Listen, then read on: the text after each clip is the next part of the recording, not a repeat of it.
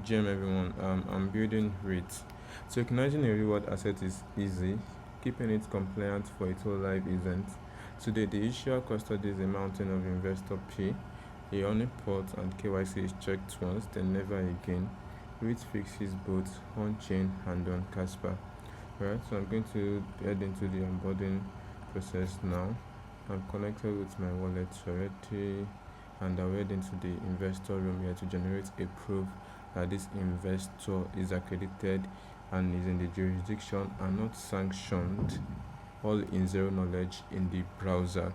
So the document never leave the device. For this wallet, I've generated the proof already. So the last transaction we won't go through because you can generate the credential just once, but you can view the on-chain attestation on the okay, we can view the commitment again here. It's not valid device, and then we can view the on-chain attestation on the testnet on the Casper Explorer. We have it here. Alright, now I'll head into the issuer control room here. Okay, so the order was active until sanction list was updated, then the credential was revoked. That's what happens when Writ is being used. It stays as sync each time the control data is being updated. Alright, now we can view each of all of this on chain on the Casper Explorer. We will see a real CP70 transfer that reverted. Once I click this, that reverted using error 159. So the sanction wallet tried to move the bond, then the recipients are aware CP78 filter blocks it on chain. So that's a failsafe by default. Nobody saw their name, just the movement of the transaction got reverted. Now we also have the fraud slash, which serves as the economic security. Okay, so every eligibility decision is published as a proof anyone can verify. So what if a quorum signs a false one? Then the challenger bonds CSPR and disputes it.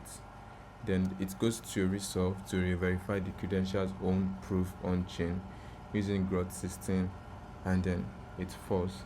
We can see the resolve deploy back on this page here. Okay, so the line attestors are the /500 CSPR,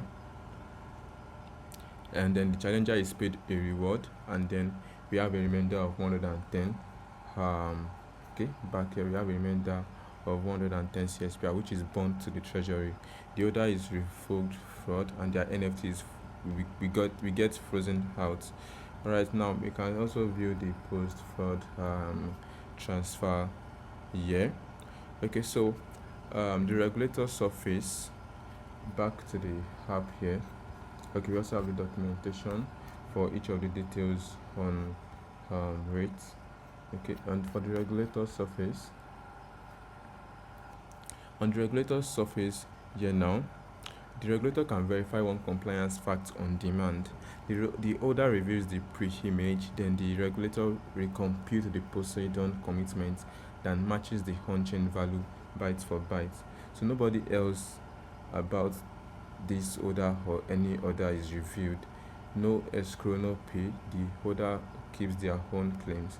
Now I can just verify this and just to see, alright, and then we can view this on chain also. All of these commitments on chain, but the data stays privately on the device because no one else knows about it. Right now I'm back to the documentation for more details on Writ, how it works, the trust model, the deployed contract, and also the readme gives more details.